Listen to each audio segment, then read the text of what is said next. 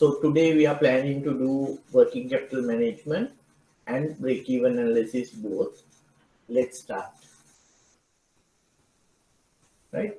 What is working capital? Right? What is working capital? We learned about it while doing the ratio analysis. Right? We just touched upon working capital is the fund requirement for day-to-day operations of the business. Right? Day-to-day operation. What do you mean by that? Stocks. We need cash to start anything. Then we buy stocks. Then we do manufacturing. We get finished goods. Then we sell. Then we convert that stock into debtors. Right? Then we go on. Then we collect the debtors. Right? Similarly, like we give credit to the market, we can get credit from the market. Right? So funding requirement to have stocks, to have debtors, to have salary paid, your fuel requirement, electricity bill requirement, day-to-day operations. To run the day-to-day operation is called working capital. This is the money needed for the day-to-day operation of the firm. Right? What is liquidity? Liquidity is the availability of cash or ability to create cash faster. Right? So we are talking about current assets. What are current assets? Current assets are any asset which can be converted to cash within 12 months period. That means short period of time. Right? So when we have current assets, that is part of our working capital. Liquidity is ability to transfer and get cash fast. Right? On the current assets, part of the current assets will be financed from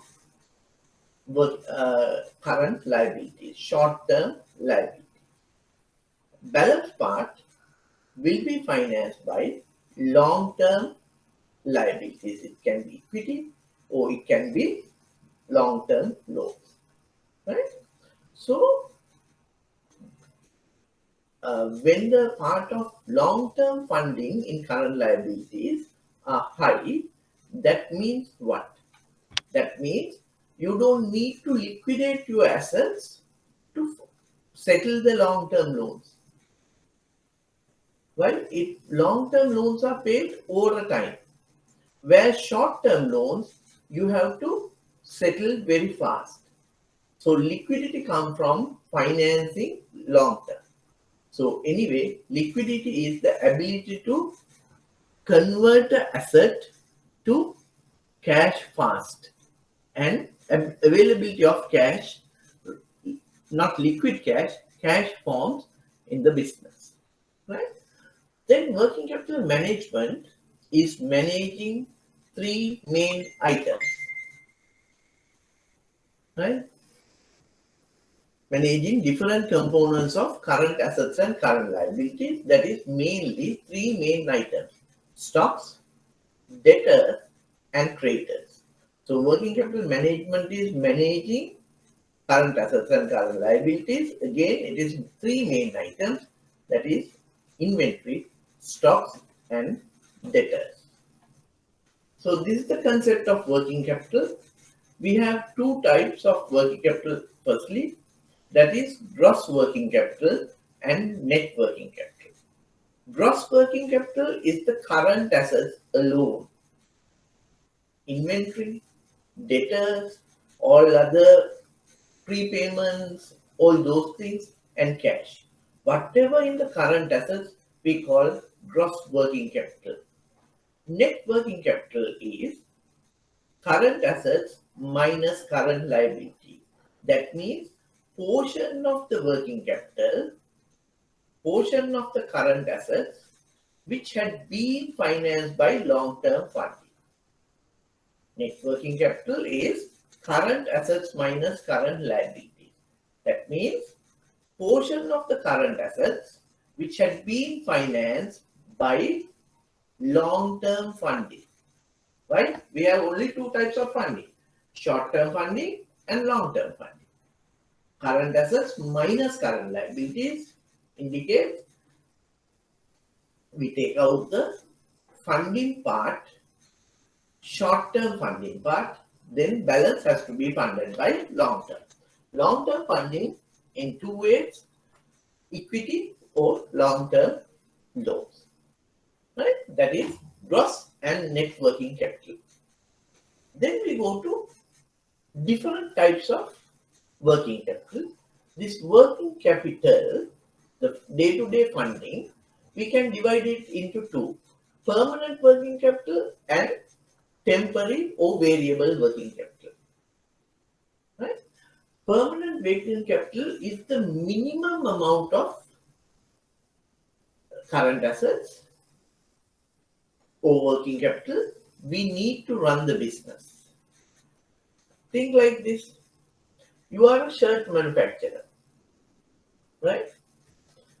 Then you need to have minimum level of clothes, material, then minimum level of threads, minimum level of packing material, right? You can't just buy, manufacture, sell. You need to have minimum amount, then only you can continue. Even you go to the market and bring, you can't stop the production. So you need to have. Then you give out goods to buyers. Then you create debtors. So always there will be a minimum level of debtors at any given time. That means only if you stop the business and start collecting everything, we can collect that debtor. Otherwise, always there will be investment in the debtors. Right? So this permanent working capital part need to be financed from long-term funding. It can be a term loan, even it can be a POD, permanent facility, right? Not a 3 months, 2 months, 1 month facility, right? So permanent part of the working capital, which is the minimum level of working capital we need to run the business, and it has to be financed by long-term funding, equity, debt, or permanent facilities like PODs, not short-term facilities, revolve. Though we term it as a short-term, it is a permanent facility. Whereas short-term revolving, every 3 months, every 2 months, or every 4 months, you have to settle and repay. Whereas POD, you don't need to settle. It is 12 months we grant, but we renew it if the operations are reasonable. That is permanent working capital. Then temporary working capital is the additional funding we require based on the operational levels. Like December, you have a higher operational level. So you need higher working capital. If you are into agriculture, Yala Maha season, you need additional working capital. So that is temporary. 3 months, 4 months, 2 months, like that. So we give short-term funding for temporary requirements. As and when they need, we give. When they don't need, they will not use. That kind of a thing. Right? There's the two types. We have gross working capital, net working capital, then we have permanent portion and the variable or temporary portion. Look at this graph. With time, your horizontal axis is time and the vertical axis, y-axis, is asset or the investment in assets. Right? So when we start your any business, you have a minimum fixed asset level. Right? This one, you can see my cursor. This part is the starting point. Right? Then you will have a permanent minimum working capital requirement, this portion, and variable is 0 at the beginning. When time passes, business start operating, then your investment in fixed assets also increases. Similarly, permanent working capital also increases, right? Why? Your capacity utilization will increase, so your operation levels will increase. Therefore, permanent also gradually increase. But temporary is very seasonal. See, sometimes you don't need, sometimes you need, sometimes you don't need. Like that, it is very volatile, right? So all the fixed assets need to be financed by long-term funding, right? Main part of the permanent working capital need to be financed by long-term funding. Why main part? Balance can be financed by POVs, right? So permanent working capital part this. Then all the temporary part we need to finance by short-term facilities, right? So this is the diagram to indicate how the investment in fixed assets, working capital changes with time. When we talk about working capital cycle, right? It is the time gap between acquisition of resources and collection of cash from customers. It is called operating cycle. Just imagine, since I don't have a board, I won't be able to draw. Right? Just imagine, I'm a shirt manufacturer, right? Now I'm starting a business. Okay. Then what we do, we have cash in hand now. I go to the market, I buy raw material. I buy raw material. What is it? Clothes, buttons, threads, labels, then packing material, cardboard, cellophane, all those things I will buy. Then I will have raw material in my stocks. Right? Then I have raw material in my stocks. Then I bring that raw material to the factory. Right? I have stores. I have kept everything in the stores. Right? Then I start issuing raw materials to the production floor.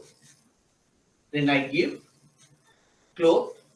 It will be cut into pieces, collars, hands, up front part, back part, like that. It will be cut into pieces. Then gradually these girls will start sewing the thing, stitching. So it is a production line. When we input small parts, first they will stitch one part to the other, then it will go to the next machine, it will stitch again, then it will go to the third machine, it will stitch. Like that, gradually shirt will be built, right? So from the input to the production line till the finished good turns out, we call work in progress. Initially we have stocks, raw material, then we have work in progress. After that, we have finished goods. We keep it for some time because we can't just manufacture, sell. We hold some finished goods. So you have finished goods. Once the shirt is finished, iron, packed, everything ready to go to the market. Right? Okay. Now we had raw material, work in progress, and finished goods. When I sell these shirts to the market, I sell it for 30 days, 40 days, 60 days credit. Then I create, give me 1 minute. So We had raw material, work in progress, then finished goods and debtors. Right? After 30 or 45 days, we collect cash. Right? So from the time we go to the market, buy the raw material, that is acquisition of resources, till the time we collect money from the credit buyers from ours, that means collection of debtors, that period is called operating cycle, right?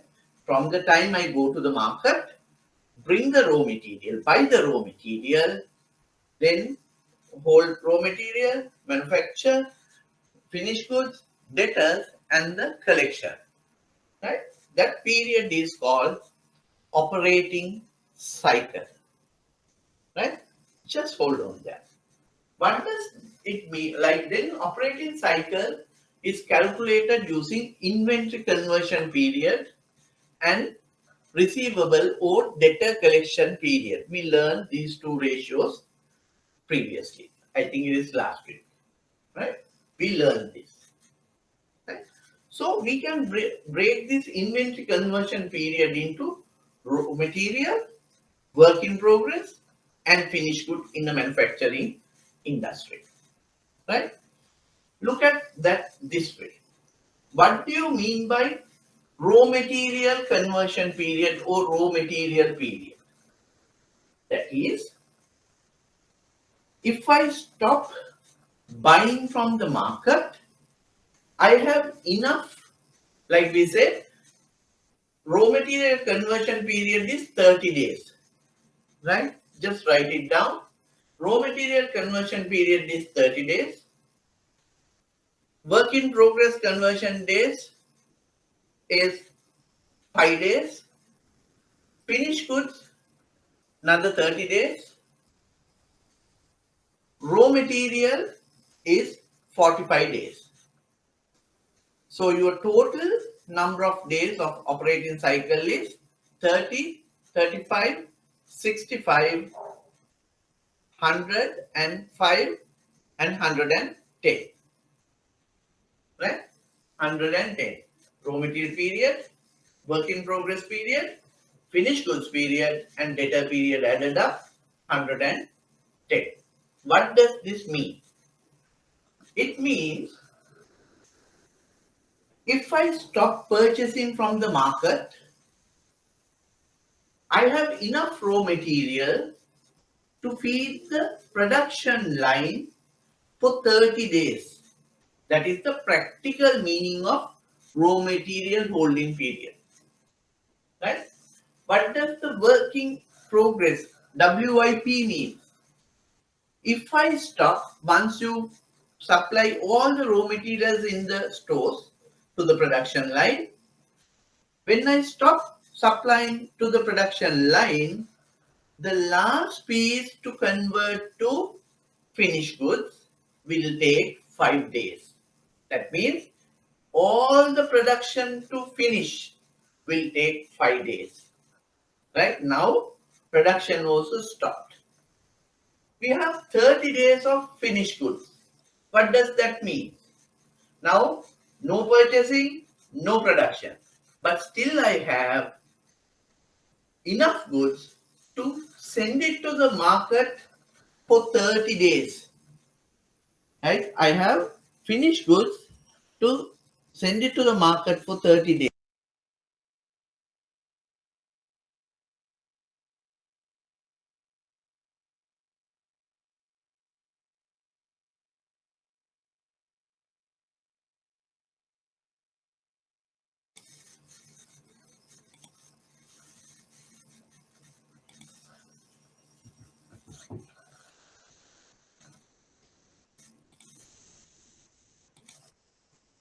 Right? Then you have enough goods to supply to the market for 30 days. Right?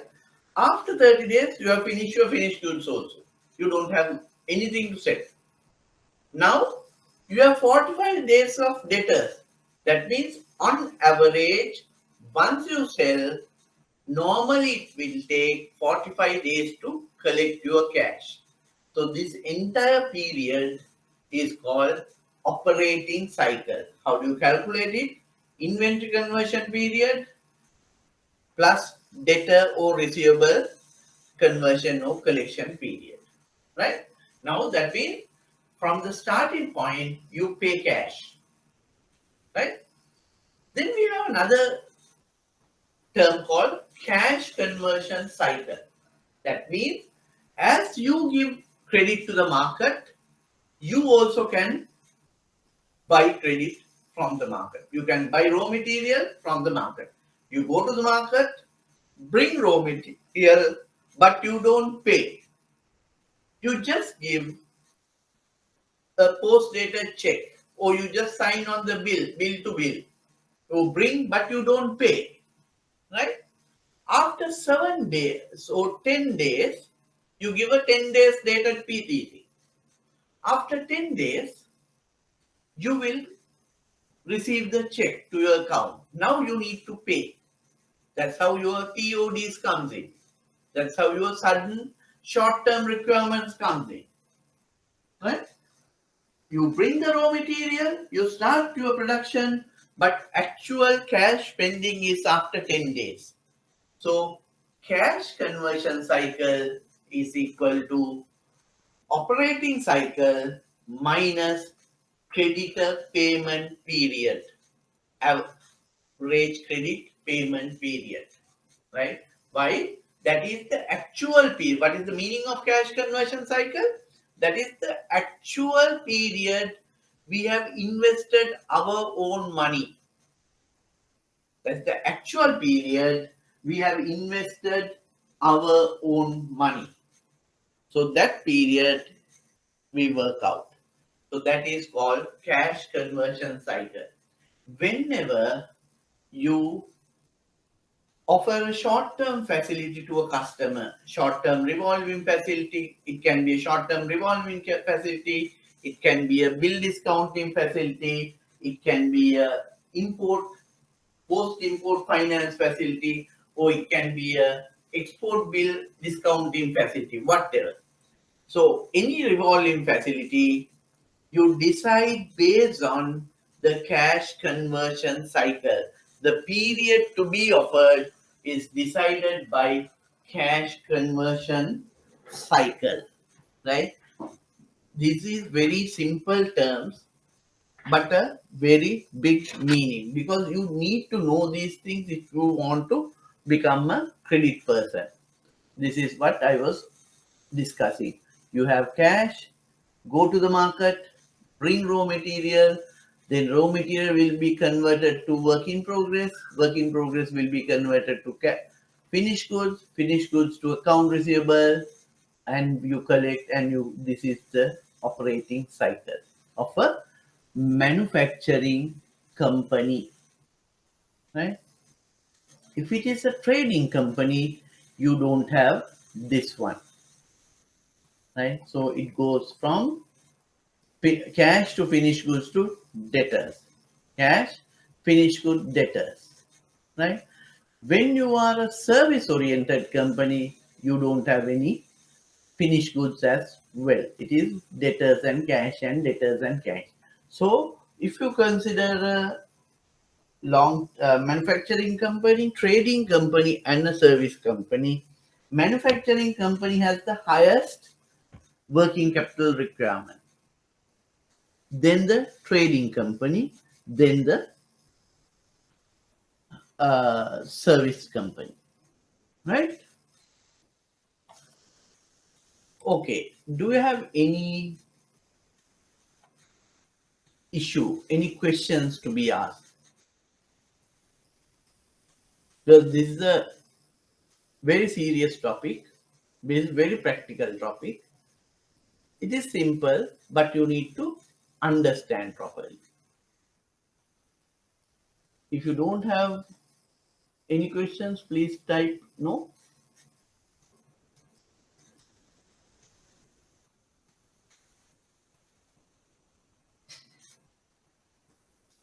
If you have a question, you can type. I can answer.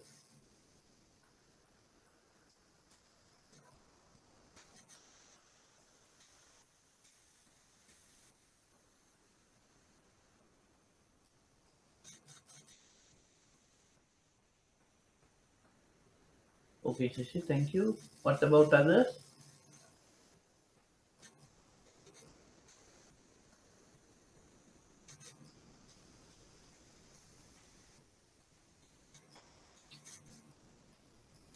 Okay, so please participate in the class. Otherwise, you just listen to me and go. Then you nothing will go in.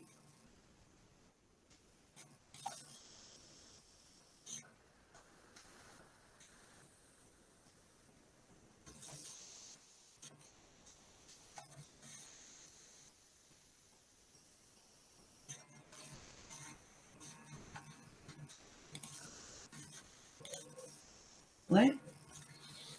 Operating cycle, trade firms. Then we go to the estimating of working capital. Right? This is the working capital part. Cash, inventory, debtors. This is the total current assets. Is called gross working capital.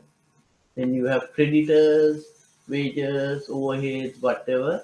This current liabilities. We call these things accrued expenses. Then it is current liabilities. Current assets minus current liabilities is net working capital. Normally we use this. Sometimes we have average working capital something, we add a small margin also to net working capital, then we call it a average. But normally we talk about gross and the net working capital. Average we rarely use in your level. Right? So it is net and the gross. Gross is always the current assets. Net is current assets minus current liabilities.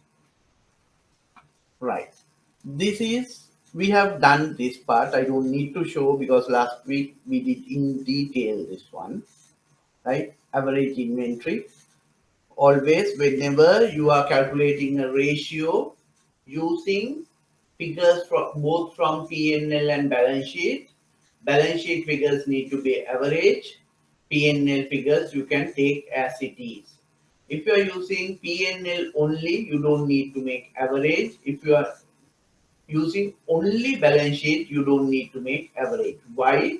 P&L is for a period, whereas balance sheet is for a day. Therefore, you need to get the average in order to avoid the timing difference. Okay. So this is the ratios: inventory conversion period, receivable conversion period, or data conversion collection period, or creditor payment period. These are the three ratios we have. Right? So let us work this. I need everyone to calculate this and give me the answer. I have 17 people in the class. I need entire 17 people to give me an answer. Right? We have 2 years. I need you to work out the operating cycle and the cash cycle for the financial year 1920. That is the last year, this one. And your total sales is assumed to be credit sales. Right? Based on this information, please calculate operating cycle and cash conversion cycle and let me know the answer. Right? I'm watching on the message box. You can message once you finish. I need everyone to do now. Okay, start. If you have any questions, anyone can ask me now. You can use any, except Tamil, English or Sinhala, you can use and ask me if you want. I can answer. Sorry, I can't understand Tamil.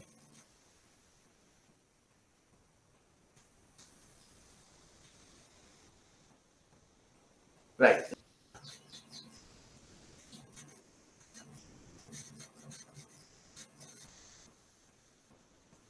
That's correct. Dilhani.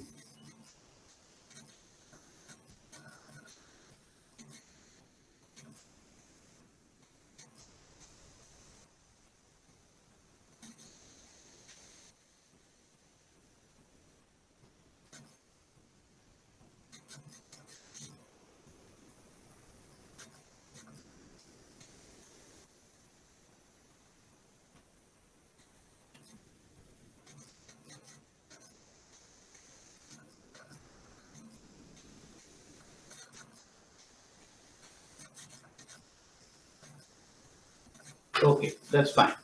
Anyone else who is still working?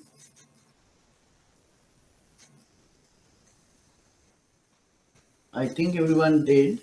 If anyone is still doing, if not, this is the calculation number of days. Almost, not almost, everyone got it correct.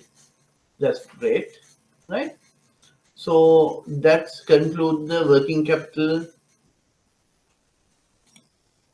This concludes the working capital. Working capital is the funding requirement for day-to-day operations of the business.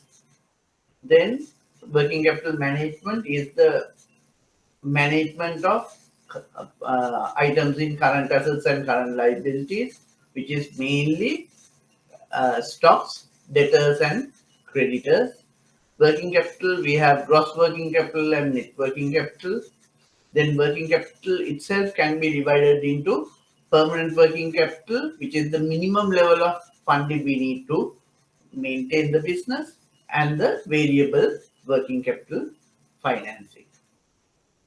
Operating cycle is the time gap between acquisition of resources and collection of cash from the debtors, right? If you reduce the creditor payment period from operating cycle, then it is cash cycle. That means the actual time duration of investing money and collecting cash from the debtors. That is cash conversion cycle. If in a question, if they ask what is working capital cycle, normally we calculate the cash cycle if creditor payment period is given, right? Always remember, working capital cycle means the cash cycle. So whenever you are giving a short-term facility, you calculate the working capital cycle or the cash cycle, and repayment period should be based on that, right? So we conclude the working capital. Now we go to break-even point analysis. Like this is break-even point. Okay.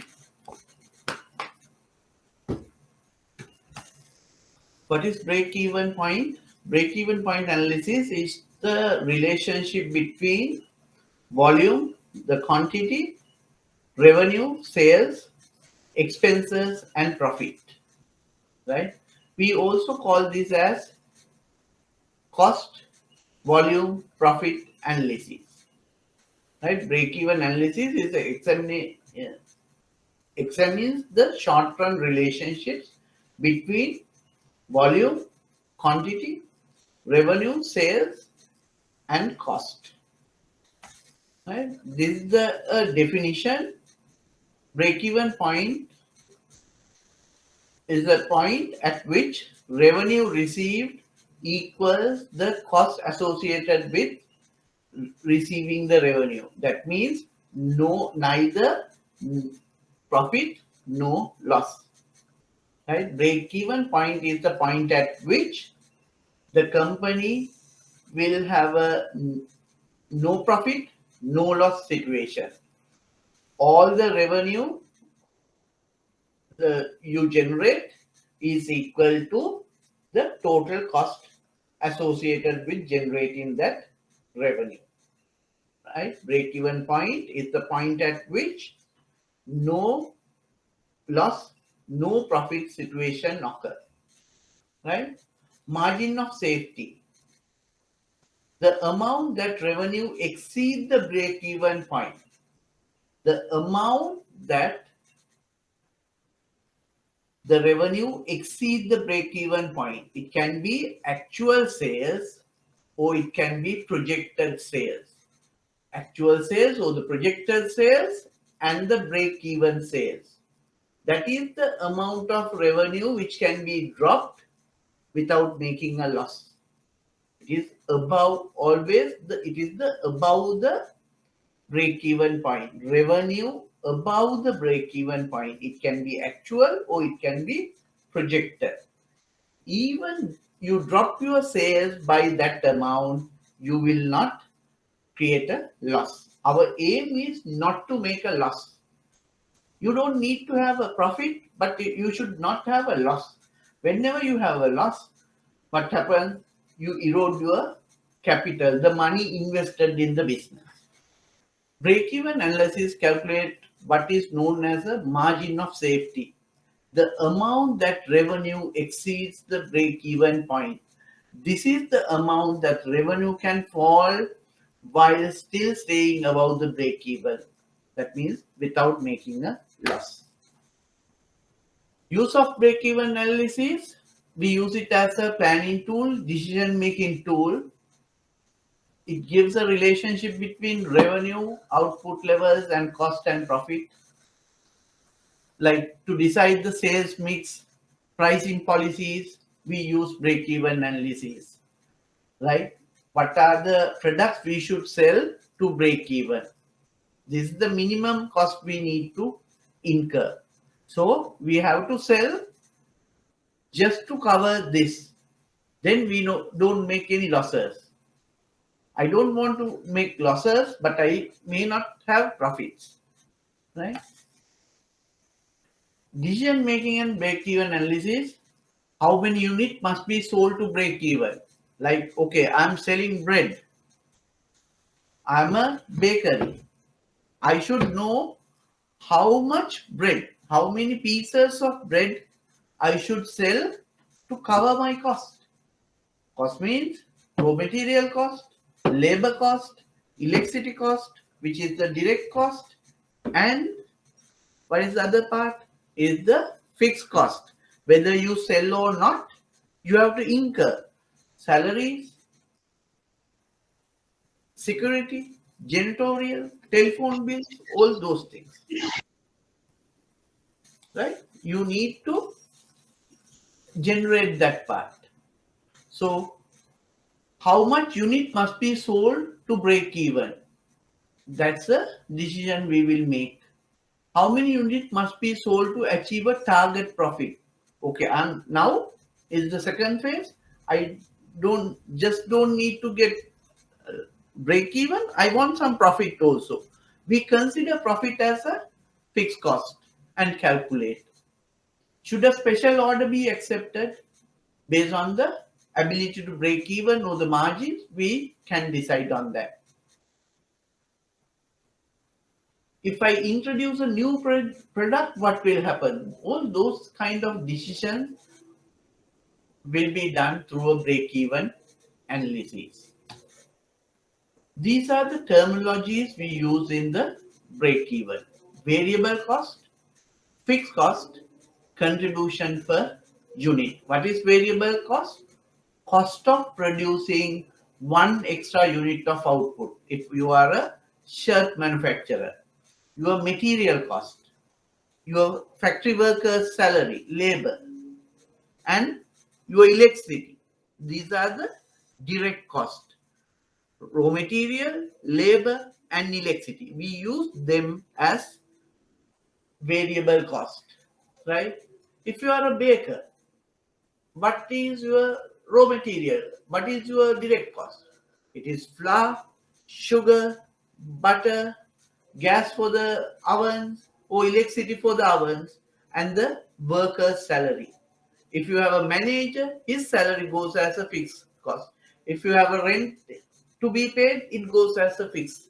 Whether you sell or not, you have to incur the fixed cost. Variable cost or direct cost based on the number of products you sell, number of products you produce, it changes. 10 pieces, 10 loaf bread or 10 shirts, your raw material cost is something. 100 shirts, your raw material cost will be something. So based on the number, variable cost changes. Fixed cost incur in business irrespective of the changes to the production of the unit. Whether you produce or not, you have to incur this cost. That is fixed cost. Contribution per unit, that is sales price minus variable cost per unit. If I'm selling a shirt for 1,500 rupees and my raw material, labor and electricity adding together, which is my variable cost, is 800 rupees. So the contribution per unit would be 1,500 minus 800, 700. This 700 is available for us to pay the factory manager's salary, pay the insurance, pay the rent, pay for the security, pay for the janitors. All those things we have this 700. So the price minus the variable cost per unit is called contribution per unit. It measures the contribution made by each item of output to the fixed cost and the profit. This 700 will first pay all the fixed cost. If something left, that would be our profit, right? 1,500 shirt, 800 rupees for the direct cost or the variable cost. So 700 rupees left to take care of the fixed cost and the profit. So this 700 rupees is called contribution per unit. Price minus the variable cost. It measures the contribution made by each item of output towards the fixed cost and profits. Then break-even point, the point at which a company makes neither a profit nor a loss. Right? Your handout may be said it is not no, it is O. Right? Neither a profit nor a loss. No profit, no loss situation. Break-even point. Margin of safety, a measure in which the budgeted volume of sales is compared with the volume of sales required to break even. That means the difference between budgeted or actual volume of sales and the break-even sales. It can be quantity, actual sales quantity and break-even sales quantity. That gap. So this is the P&L written horizontally, right?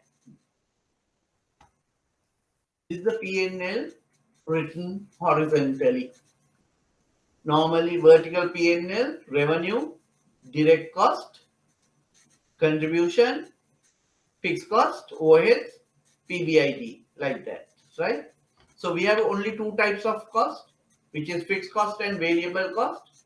Variable cost is the cost which changes with the number of units produced or sold. Fixed cost is the cost that will not change with the quantity, it is fixed, right? So revenue is what? Price into quantity. We break the equation now. Q is the quantity you sell, P is the price, right? Then fixed cost is there. FC is fixed cost plus variable cost is the quantity you sell. So this is the quantity in variable cost per unit. WCQ is variable cost per unit, right? Variable cost per unit. PRO is profit. Then you bring variable cost Q into VCQ to your left side. Then it is PQ minus FCQ, right? Then you take Q out, then you are with P minus VCQ, which is price minus variable cost per unit. This one, contribution per unit, right? So you have fixed cost plus profit here. This is your fixed cost plus profit. So quantity or break-even quantity equals fixed cost plus profit. So it is the quantity. Forget about break-even. Quantity equals fixed cost plus profit divided by contribution per unit. right? When it is break even, this part profit will be 0. No profit, no loss. So this is profit. So break even quantity is equal to fixed cost divided by P minus VCQ. Fixed cost divided by contribution per unit. This is contribution per unit. Break even quantity. This is your formula. Break into quantity, right? Q equals fixed cost plus profit divided by variable price minus variable cost, that is the contribution per unit. When it is break even, you don't have profits, right?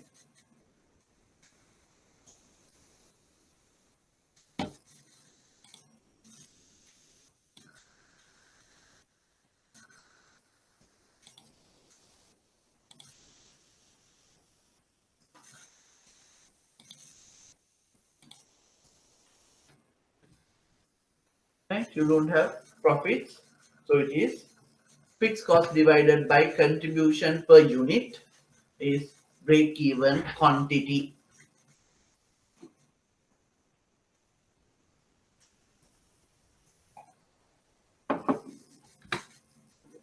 Look at this diagram, right?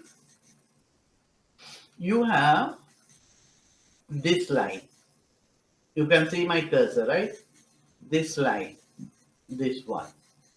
This is total revenue. So the axes are rupees and this is quantity sold. One quantity sell price and this is the quantity. So this is the revenue or turnover line. Total revenue of the turnover line. Then you have fixed cost.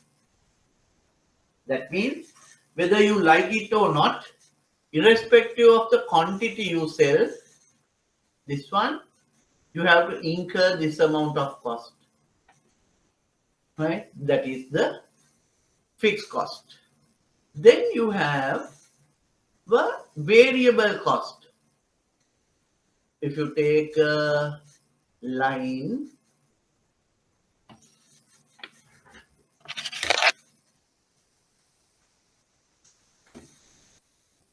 let's see whether I can the line.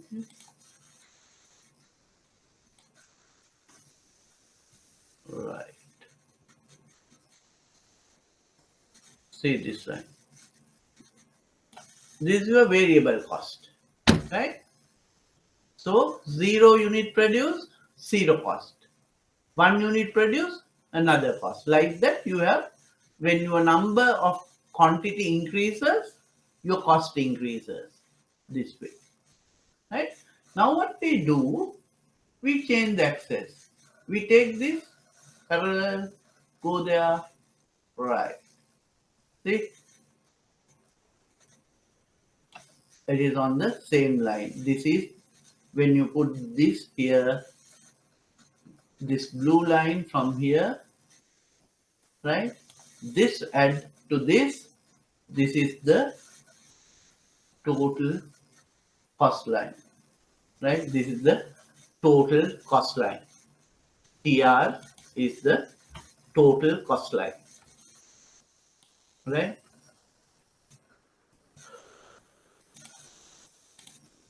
So you have total revenue, you have fixed cost, you shift the variable cost top to fixed cost, starting point, this is the total cost line, right? So when you sell this much quantity,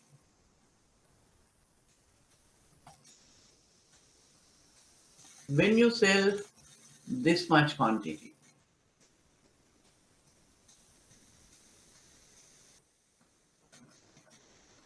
right? See, look at this line.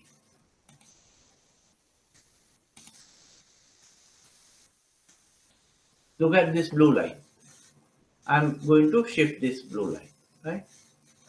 See, you add 0, right? You add 0.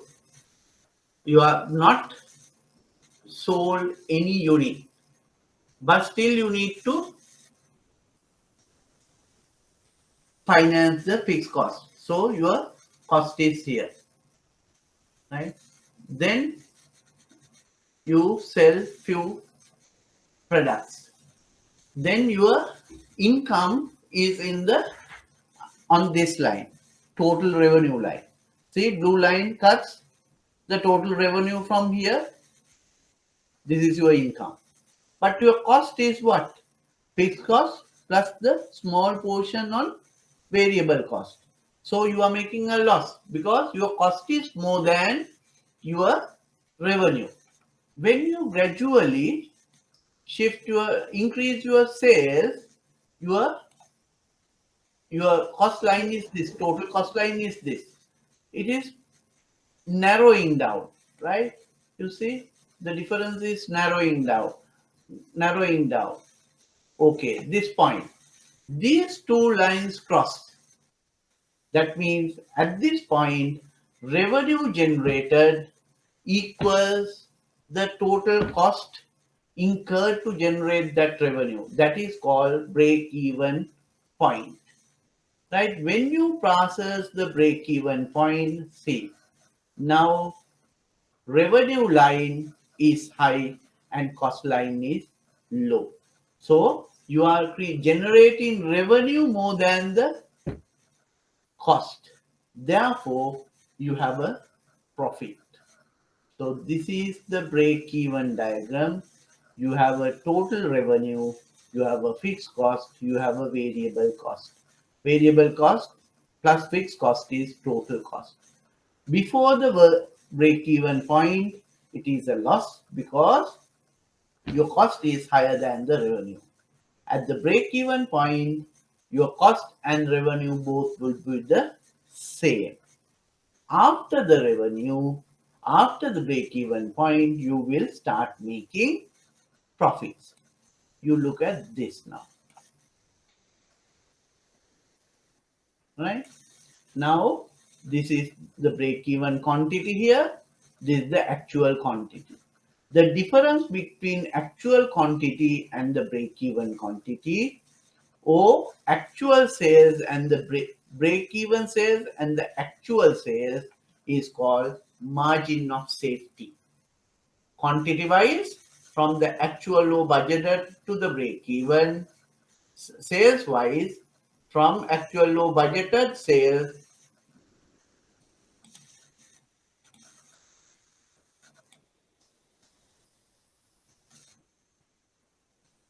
this is the actual budgeted sales, right?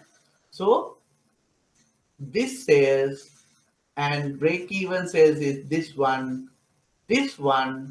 or this one. This is the margin of safety. Like, see, you bring your turnover down, still profit, still profit, still profit, still profit, still profit. No profit. You bring your quantity down, still profit, profit, profit, profit, profit. Then no profit. Now this is the break-even point. You shift your quantity more, now it is loss making. Sales down, loss making, loss making, loss making. Right? So that is called margin of safety. Okay.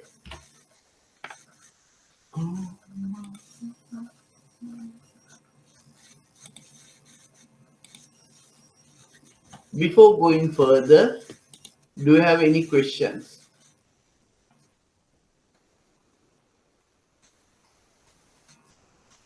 Anyone? Do you have any questions? Yes, no, please. Target, thank you. What about others? පැහැදිලි නැත්නම් අහන්න. I will re-explain. I don't have an issue of re-explaining at any time.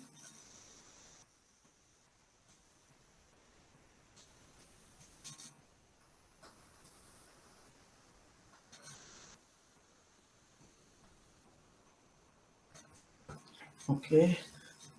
Right, so I'm going since no questions.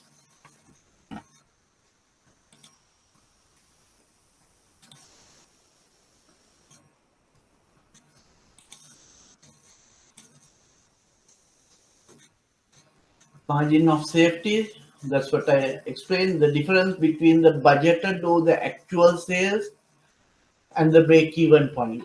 Margin of safety may be expressed in units or revenue. This is what I explained. Show the amount by which sales can drop before loss will occur. This is what I explained.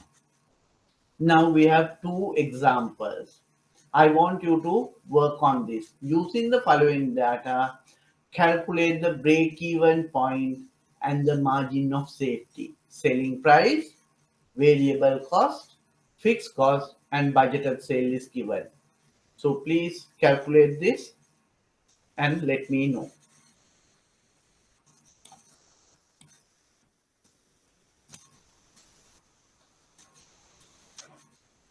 Right. Please do calculate. Everyone needs to calculate. I want break-even point and margin of safety.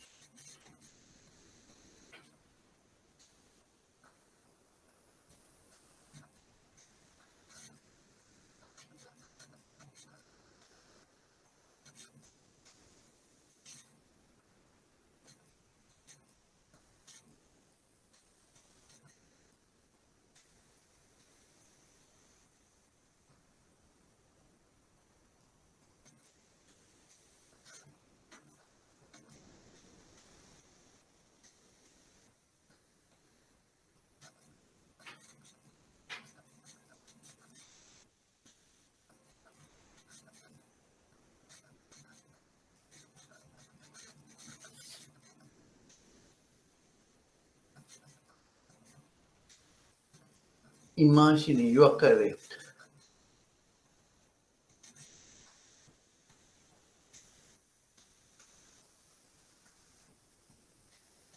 Manisha, you are correct.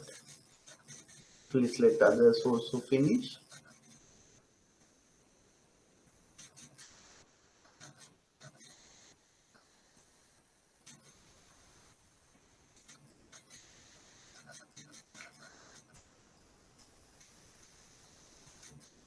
Kirutika, right?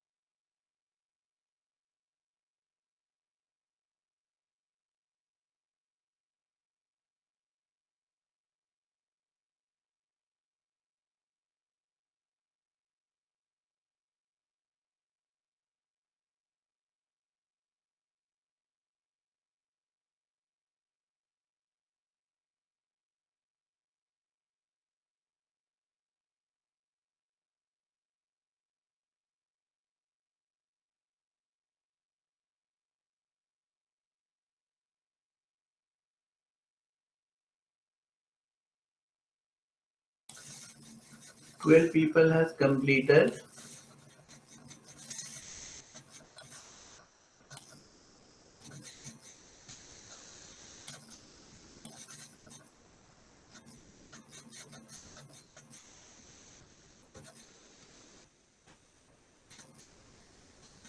I think I have 3 people more to go.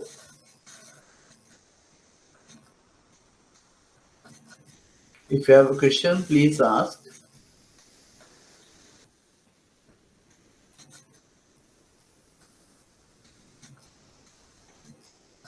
Chandi, margin of safety.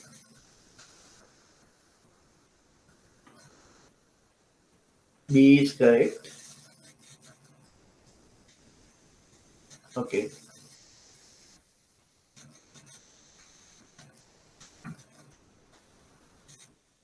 Another 2 to go, I think.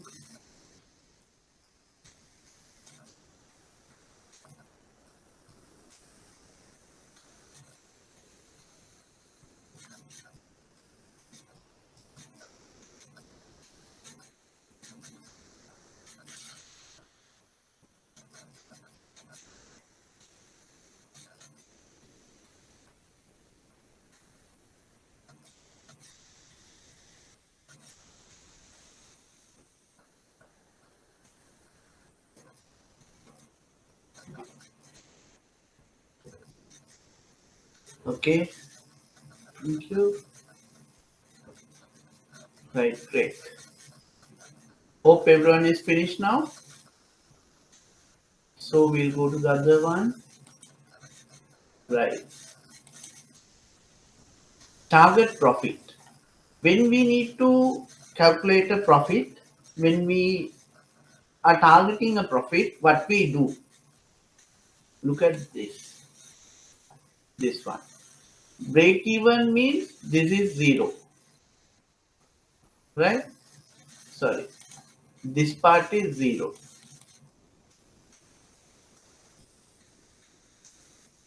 This is 0, break even, right? When you want to target profit, you add the requirement to fixed cost. We consider the profit as a fixed cost.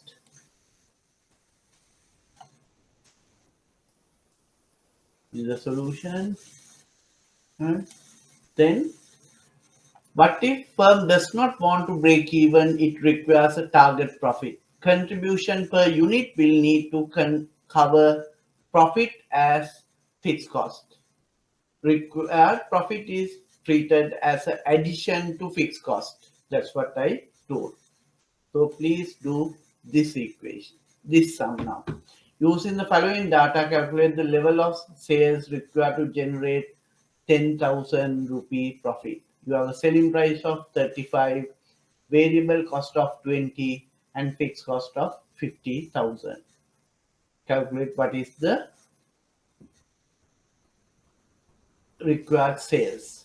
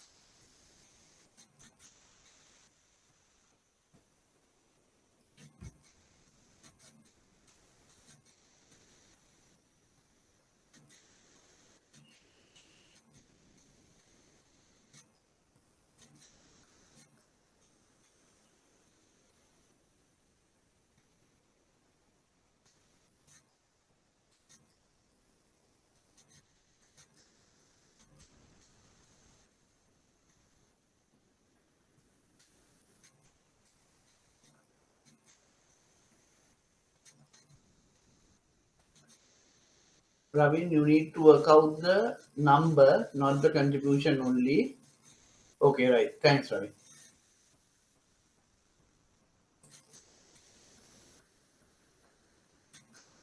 1, 2, 3, 4.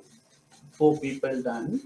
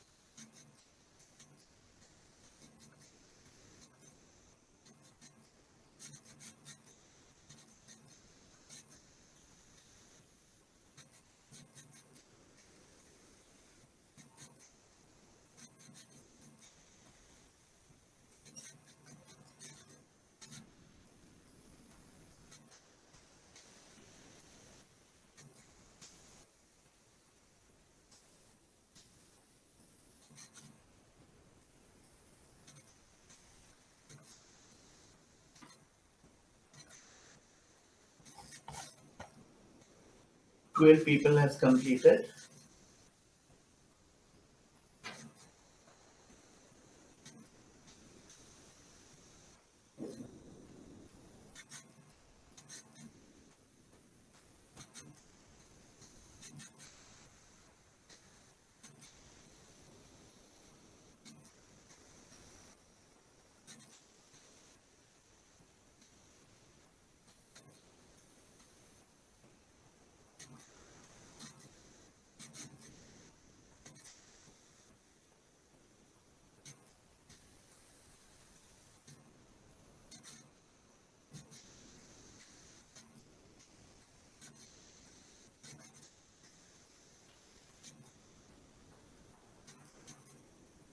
Okay, right. Then we'll go to the last point. This is the calculation. Right?